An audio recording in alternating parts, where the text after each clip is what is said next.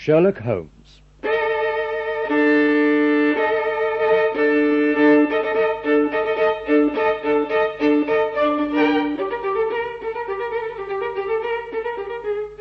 We present Barry Foster as Sherlock Holmes and David Buck as Dr. Watson in a new dramatization of the short stories by Sir Arthur Conan Doyle.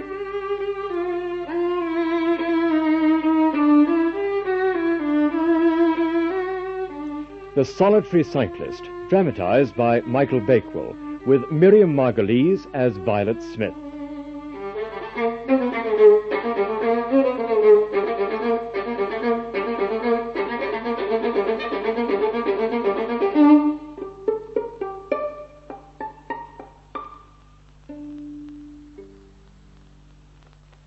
You observe, Watson, that characteristic little twitch on the rear leg of the letter H, you see? Oh, good Lord, yes. Now, if we compare it with the letter written to John Harden from Cricklewood on October the 21st. Here. Oh, no. This is intolerable. Be a good chap, Watson, and send the fellow away. Mr. Holmes? Mr. Sherlock Holmes? No, madam, my name is Watson. Mr. Watson, it is vital. Doctor Watson. I fear that Mr. Holmes is not... Mr. Holmes! Madam! I must talk to you. I cannot be disturbed, madam. I need your advice, Mr. Holmes, your help. I am endeavouring to unravel the persecution of a tobacco millionaire. I cannot give my mind to anything else. You must listen to me, Mr. Holmes. There is no one else I can turn to. Indeed. Well, since it would be ungracious to attempt to remove you by force, you had better sit down. Thank you, Mr. Holmes. At least it cannot be your health. So ardent a cyclist must be full of energy. But how could you possibly... My friend has doubtless observed a slight roughening on the side of the sole of your shoe, caused by the friction of the edge of your pedal. Dr. Watson has had the privilege of observing my methods for many years. Well, Mr. Holmes, I do bicycle a great deal as it happens, and that has something to do with my visit today. May I see your hand? You will excuse me, I'm sure it is my business. Surely you are not a palmist, Mr. Holmes? I nearly fell into the error of supposing that you used a typewriter. Of course it is music. You see the spatulate finger end, Watson. It is common to both professions. There is a spirituality about the face, however, which the typewriter does not generate. The lady is a musician. Yes, Mr. Holmes. I teach music. In the country, I presume, to judge from your complexion. Yes, sir. Near Farnham, on the borders of Surrey. A beautiful neighbourhood. Now, what has happened to you near Farnham, on the borders of Surrey? My name is Violet Smith. My father used to conduct the orchestra at the old Imperial Theatre. Wilfrid Smith. He died 2 years ago, Mr. Holmes. I'm sorry to hear it. My mother and I were left without a relation in the world, except for my uncle, Rafe Smith, who went to Africa 25 years ago. We never heard a word from him. Then, one day, there was an advertisement in the Times inquiring our whereabouts. We were so excited. We thought someone had left us a fortune. But this was not the case? No, Mr. Holmes. We went to a lawyer's, where we met 2 gentlemen, Mr. Carruthers and Mr. Woodley, who were on a visit from South Africa. They were friends of my uncle's. He had died in poverty in Johannesburg, and with his last breath, he had asked them to see that we were in no want. Curious. For a man who had given no thought to you in his lifetime. They said he felt responsible for us after the death of my father. Mr. Woodley seemed to me to be quite odious. He was coarse and puffy-faced with a red moustache and a great opinion of himself. Mr. Carruthers was much older but more agreeable. He inquired how we were left, and when we told him that we were very poor, he suggested that I should come and teach music to his only daughter, aged 10. He offered me £100 a year, which was splendid pay. And you took the position? I didn't want to leave my mother on her own, but he suggested that I should go home every weekend, so I ended up by accepting. He was a widower. There was a very respectable elderly housekeeper, and Mr. Carruthers' little daughter was such an absolute dear that everything seemed to be splendid. And then? Mr. Woodley came down to stay for a week. It seemed like 3 months. He was a dreadful person, a bully to everyone else, but to me, something infinitely worse. He made odious love to me, boasted of his wealth, and said that if I married him, I would have the finest diamonds in London. When at last he saw I would have nothing to do with him, he seized me in his arms. He was hideously strong, and tried to kiss me. Mr. Carruthers came in and tore him away, and Mr. Woodley knocked him down and cut his face open. That was the end of his visit, as you can imagine. I was horrified. What if Cyril had found out? Cyril? Cyril Morton, an electrical engineer. We hope to be married at the end of the year. I'm sorry, I seem to have strayed from the point. Pray continue. Well, now comes the thing I wanted to talk to you about.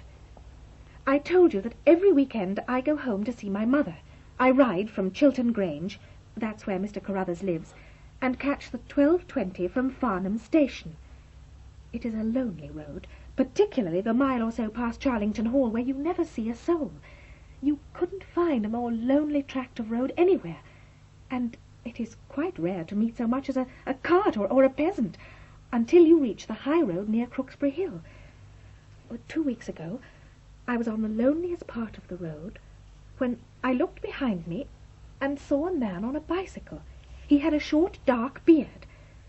I looked back before I reached Farnham, but the man was gone, and I thought no more about it. But you can imagine how surprised I was, Mr. Holmes, when on my return on the Monday, I saw the same man on the same stretch of road.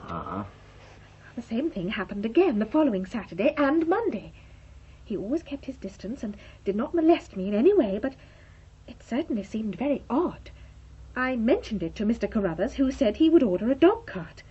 Have they nothing at the house? No, Mr. Holmes, nothing at all. How very peculiar. Go on. For some reason, the dog-cart was not delivered. So this morning, I had to cycle to the station again. And what happened? As I reached Charlington Heath, there he was again. He always kept so far from me that I could not see his face, but it was certainly someone I did not know. The only thing I could see clearly was his beard. Let's try slowing down. He's slowing down too. Let's stop. He stopped too, but he's just too far away.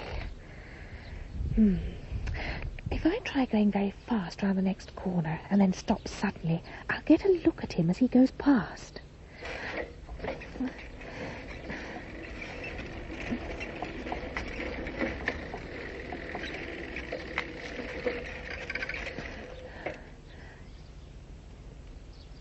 He's gone.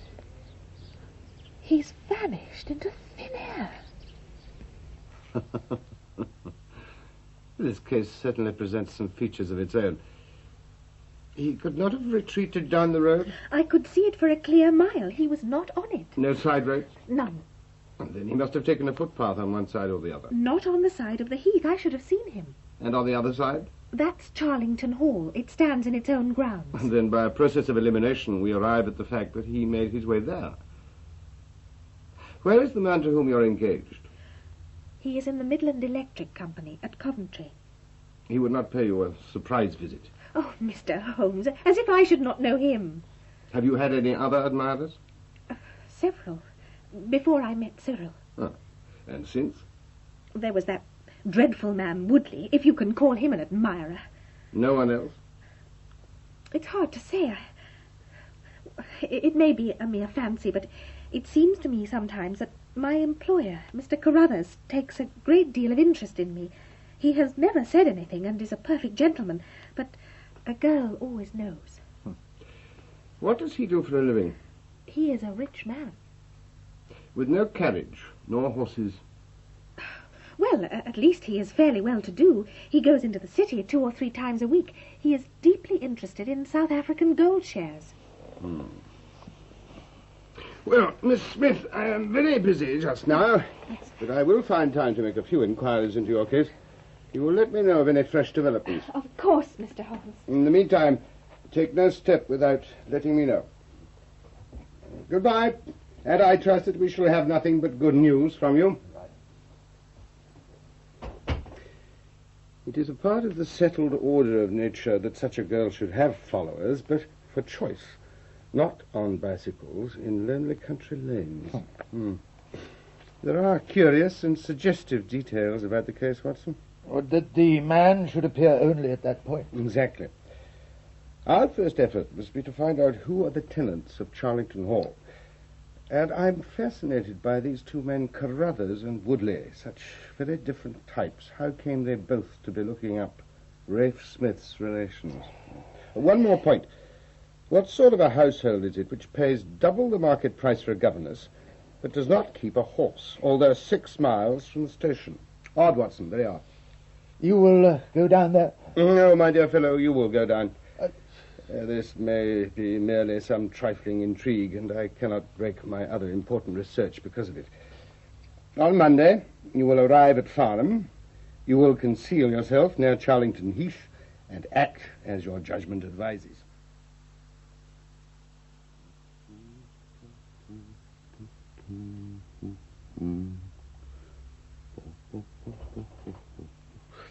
Is that you, Watson?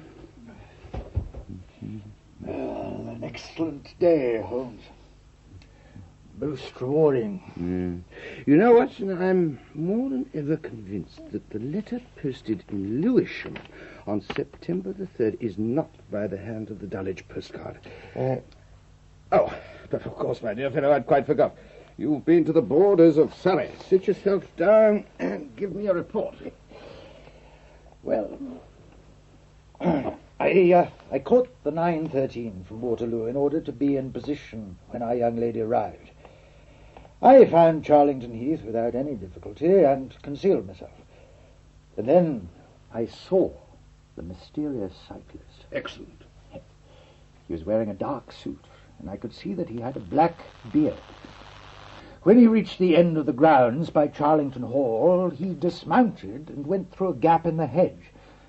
After a quarter of an hour, I saw our young lady cycling back from the station. As she got to the Charlington hedge, she looked about her. The moment she passed, the fellow with the black beard appeared from the hedge and went after her on his bicycle. She looked back at him and slowed her pace. He slowed also. She stopped, and he stopped. There were about 200 yards between them. Then she did a really splendid thing. Really? Pray tell me. She whisked her bicycle round and rode straight at him. But he was too quick for her, and he fled off again down the road. She gave up the chase and cycled back again. This time she didn't turn her head. And did you see the cyclist again? Oh, yes. After a time he came back very slowly and turned in by the hall gate. He got off his bicycle and seemed to be adjusting his necktie. Then he rode away down the drive towards the hall. And then what happened? I walked back to Farnham. I called in at a local house agent, but he knew nothing about Charlington Hall. He referred me to a firm in Pall Mall. And so you went there? Yes, I pretended I wanted the hall for the summer. But I was too late. It had been let a month ago to a Mr.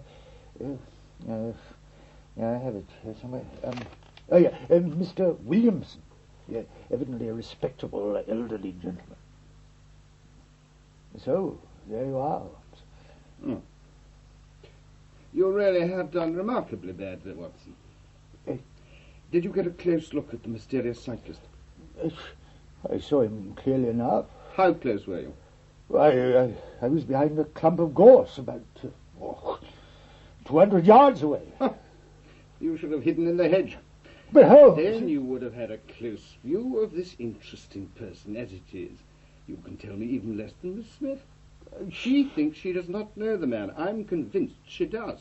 Why otherwise should he be so desperately anxious that she should not get so near him as to see his features?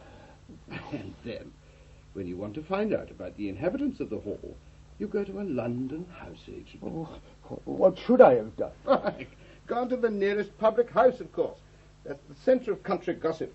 They would have told you every name in the household, from the master to the kitchen maid. But what have we gained from your expedition? The knowledge that the girl's story is true. I never doubted it. That the hall is tenanted by an old man called Williamson. Who's the better for that? Dash it all, Holmes. My dear fellow, don't look so depressed. I would quite like a little expedition to Farnham myself. I should be none the worse for a quiet, peaceful day in the country.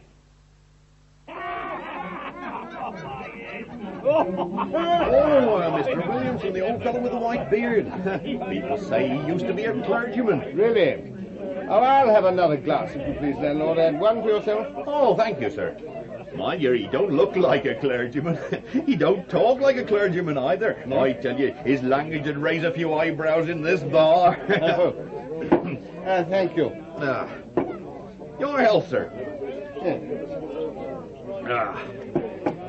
Oh, they're a warm lot up at the hall, sir. Visitors every weekend. Now, there's one gentleman in particular, a Mr. Woodley, is a fellow with a great red moustache. Oh, he's a lively feller, I can tell you. Why, only the other day he... Mr. Woodley, good to see you, sir. What'll it be? I was in the tap room. I heard every word. Who the devil are you, and why are you asking so many questions? Get your dirty flying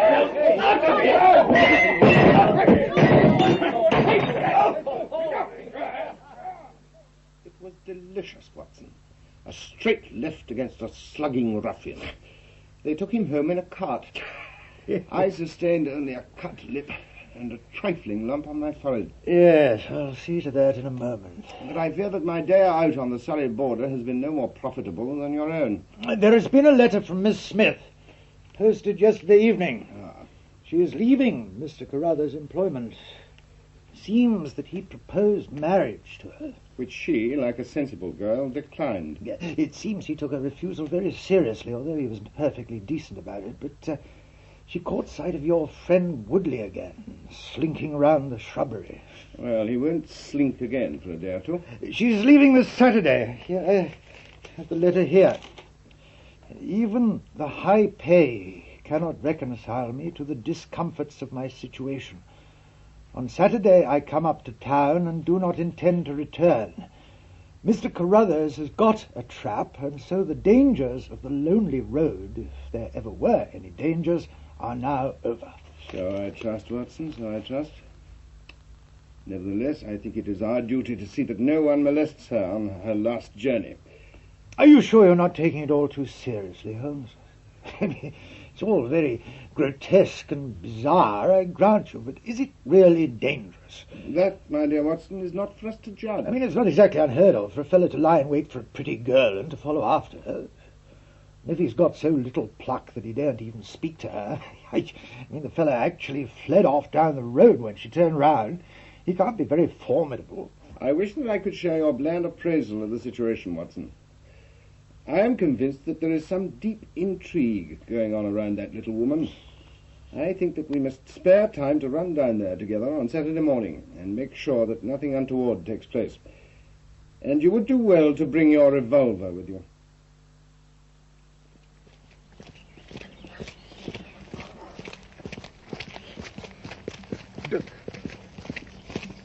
Do we have to go at such a pace, Holmes?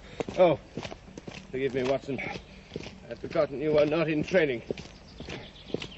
I've allowed a margin of half an hour. The chimneys of Charlington Hall are already in sight. Look, there's something coming. Looks like a dog cart. If that is her trap, she must be making for the earlier train. She'll be past Charlington before we can possibly get there. Come on. Seems to be going at an unholy pace. My God, Watson, it's empty. It's abduction, Watson, murder, God knows what. Block the road, stop the horse. Oh, go on. There. That's it now. Up you get. Now, let's make for the hall. Holmes! That's him! Ahead of us there on the road, that's our cyclist. God, he's going like a racer. We'll soon overtake him. He's seen us, Holmes. He's going to block the road. Stop there! Stop! Pull up! Pull up, by George, or I'll put a bullet into your horse. Take the reins, Watson. I'll get down.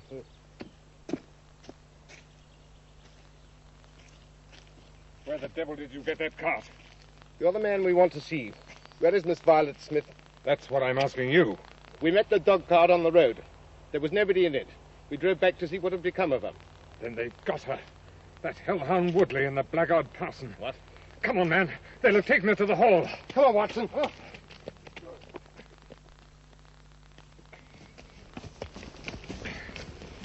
This is where they came through. This way. There's someone in the bush. Hey, stop. It's Peter, the groom. He drove her. The brutes must have pulled him off and clubbed him. Well, we can't do him any good. But we may yet save her from the worst fate that can befall a woman. Come on. Hold hard a minute. They didn't go to the house. Here are their marks on the left by the laurel bushes.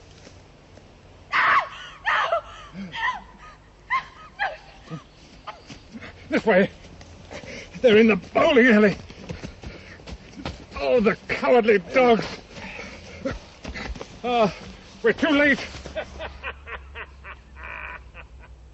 The devil's putting away his prayer book. They're married. You can take that beard off, Bob Carruthers. I know you well enough. You and your pals have come at the right time. You can be the first to kiss my bride. I'll see this woman righted if I have to swing for it. I told you what I would do if you molested her. You're too late. She's my wife. No, she's your widow. You interfering swine! I'll get you! He's got a gun! So have I. Drop that pistol, Henry Williamson. Watson, pick it up. Hold it to his head. And I'll have your pistol too, Mr. Carruthers. We'll have no more violence. Who are you, then? My name is Sherlock Holmes. Good Lord. Ah, you've heard of me, then. I will represent the official police until their arrival. You and Williamson carry Woodley into the house. Look after the young lady, Watson. I demand to know by what right you hold us here. That we can resolve when the police arrive from Farnham. Ah, well, Watson, and how is our bridegroom? He will live. I'll finish him. Stay where you are, Carruthers. Do you tell me that that girl is to be tied to roaring Jack Woodley for life? You need not concern yourself about that. There are two very good reasons why she should under no circumstances be his wife. In the first place, we are very safe in questioning Mr. Williamson's right to solemnize a marriage. I have been ordained. And also unfrocked. Once a clergyman, always a clergyman. I think not.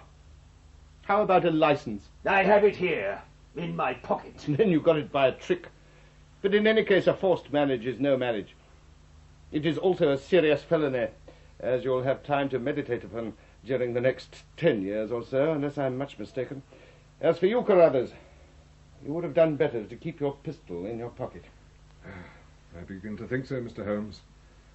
But when I thought of all the precautions I'd taken to shield this girl, for I loved her, Mr. Holmes, and it is the only time that ever I knew what love was, it fairly drove me mad to think that she was in the power of the greatest brute and bully in South Africa, a man whose name is holy terror from Kimberley to Johannesburg.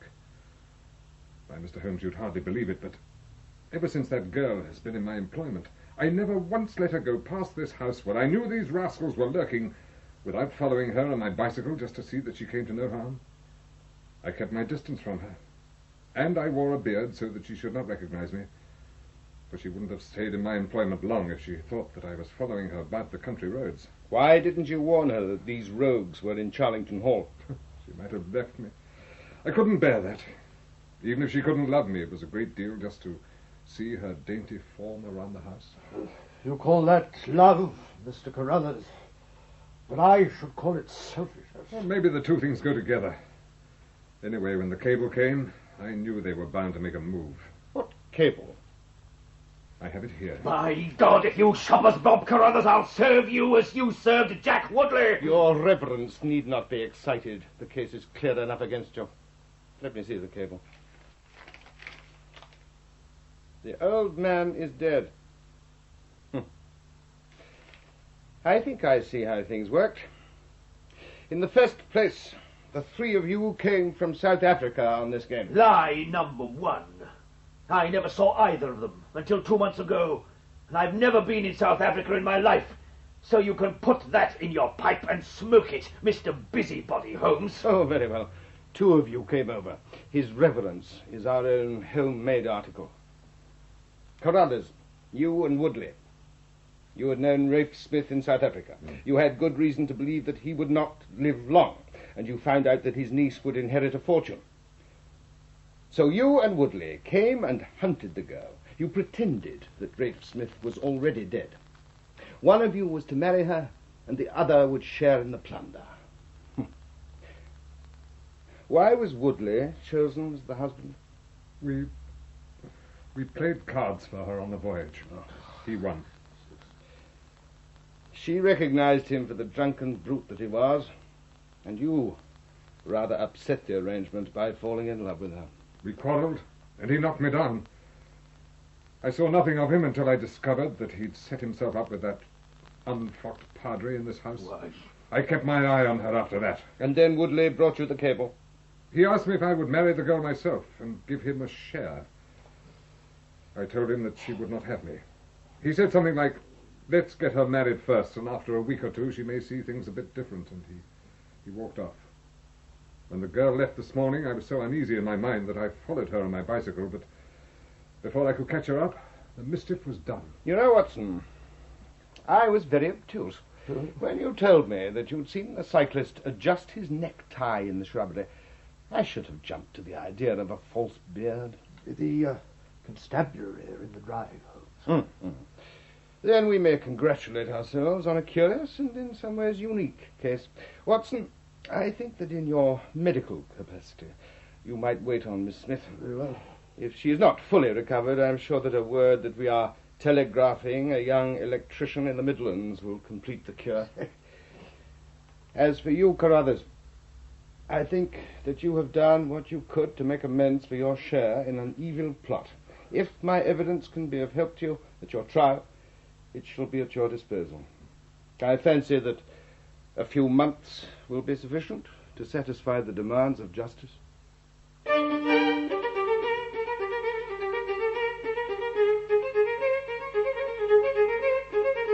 That was Barry Foster as Sherlock Holmes and David Buck as Dr. Watson in The Solitary Cyclist by Sir Arthur Conan Doyle, dramatized for radio by Michael Bakewell.